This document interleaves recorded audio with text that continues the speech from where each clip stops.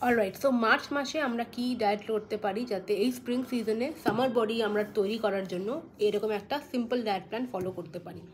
দেখো, সকালে উঠে বেস্ট হচ্ছে ডিম, বয়েলড এগস খাওয়া, 2টো বয়েলড এগস ফুল বা 2 এগ হোয়াইটস, ঠিক আছে। নেক্সট অপশন হচ্ছে ছাতুর শরবত, 3-4 চামচ ছাতু, দুধ খেলে দুধের সঙ্গে ঘুলে নয়তো জলের সঙ্গে ঘুলে খেয়ে নাও, পেটটা ঠান্ডা রাখে, ফিলিংও হয়। তারপর লাঞ্চে আমরা সিম্পল আমাদের ভাত, মাছ, অনেক অনেক সবজি, সিজনাল যে ভেজিটেবলসগুলো অ্যাভেলেবেল এখন, স্যালাড, এটা খাবো।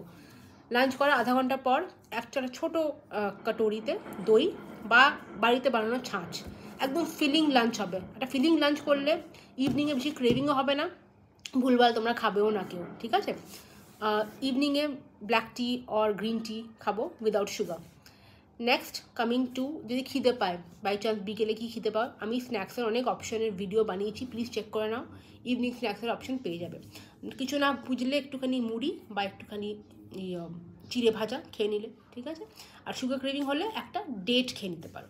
নাও কামিং টু ডিনারটা শুতে যাওয়ার 2.5 থেকে 3 ঘন্টা আগে র্যাপ আপ করতে হবে। আর ডিনারে আমরা খাবো কি, একটা রুটির সঙ্গে একটা কোনো সবজি বা চিকেন বা এগ র্যাপ করে খেয়ে নিলাম একটা রুটির সঙ্গে। বা আমরা কি খেতে পারি, আমরা সিম্পল ভেজিটেবল খিচুড়ি বানিয়ে খেতে পারি, খুব সিম্পল। কিন্তু 2-3 ঘন্টা, 2.5 থেকে 3 ঘন্টার গ্যাপটা খুব ইম্পর্টেন্ট, ঠিক আছে। এইটা ফলো করো, খুব সিম্পল।